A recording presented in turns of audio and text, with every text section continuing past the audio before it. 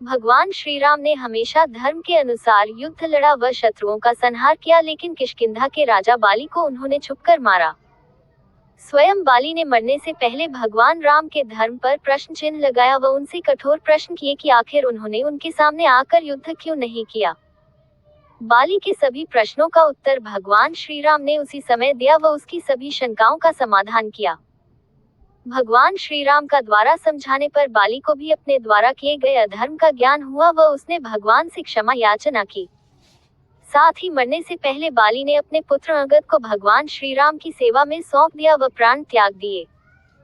भगवान श्री राम के द्वारा बाली की शंका का समाधान तो किया गया, लेकिन आखिर उन्होंने बाली को छुपकर क्यों मारा, इसके पीछे कुछ कारण थे। बाली को स्वयं भगवान शिव से यह वरदान प्राप्त था कि वह जब भी किसी से युद्ध करने जाएगा तो उसके शत्रु की आधी शक्ति समाप्त होकर उसके अंदर आ जाएगी। उदाहरण के लिए, यदि बाली के अंदर 100 हाथियों का बल हो व भगवान श्री राम के पास 1000 हाथियों का बल हो, तो भगवान श्री राम से युद्ध करते समय उनके 500 हाथियों का बल समाप्त होकर बाली के अंदर आ जाएगा। इस प्रकार बाली के पास 600 हाथियों का बल हो जाता व श्री राम की शक्ति आधी रहकर उनके पास केवल 500 हाथियों का बल रहता। इस प्रकार वरदान के प्रभाव से भगवान श्री राम को बाली को सामने से हराना असंभव था। यदि श्री राम बाली को सामने से हरा भी देते तो भगवान शिव का दिया हुआ वरदान असत्य सिद्ध हो जाता। इसलिए भगवान श्री राम को बाली को छिपकर मारना पड़ा। यही इसका मुख्य कारण था।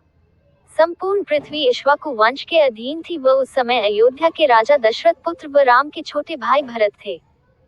अपने राजा की आज्ञा के अनुसार भगवान श्री राम अपने 14 वर्षों के वनवास में राक्षसों व अधर्मियों का वध कर रहे थे। राजा के द्वारा दुष्ट लोगों को दंड देना धर्म पूर्वक कार्य होता है। बाली ने अपने जीवन में कुछ ऐसे कर्म किए थे जिसके कारण उसको दंड दिया जाना उचित था। इसलिए भगवान श्री राम ने उसका वध किया। जब भगवान श्री राम माता सीता की खोज में सुग्रीव के पास पहुंचे तो उनसे उनकी मित्रता हो गई। दोनों ने मित्रता पूर्वक एक दूसरे की सहायता करने का वचन दिया। चूंकि सूर्यवंशी राजा एक बार वचन देने के बाद उससे पीछे नहीं हटते थे, अन्यथा ये धर्म के विरुद्ध कार्य होता। अपने पिता दशरथ के इसी वचन का पालन करके के लिए प्रभु श्री राम ने 14 वर्षों का वनवास लिया था। इसलिए अपने मित्र सुग्रीव को दिए वचन के अनुसार उनका बाली का वध करना निश्चित हो गया था, जिसे वे झुठला नहीं सकते थे। बहुत समय पहले लंका के राजा रावण व बाली के बीच भीषण युद्ध हुआ था व उसमें रावण की पराजय हुई थी। तब से रावण की क्षमा मांगने के पश्चात दोनों के बीच मित्रता हो गई थी। चूंकि रावण ही माता सीता का अपहरण करके उन्हें लंका ले गया था, इसलिए उसके ही मित्र से सहायता मांगना मूर्खता होती। इसलिए बाली को मारकर किष्किंधा के राज सिंहासन पर अपने मित्र सुग्रीव को बिठाना आवश्यक हो गया था।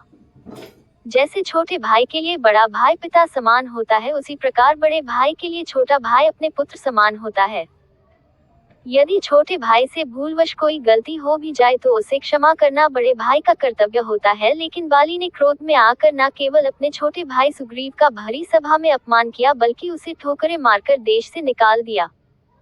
इतना ही नहीं, बाली ने उसकी पत्नी व अपनी पुत्रवधू समान तारा को अपनी पत्नी बनाकर राजमहल में ही रखा। अपने भाई के जीवित होते हुए व तारा की इच्छा के विरुद्ध उसने उसे अपनी पत्नी बनाया, जो धर्म के अनुसार बिल्कुल अनुचित कार्य था। भगवान राम ने मुख्यतया उसे इसी अधर्म का दंड दिया।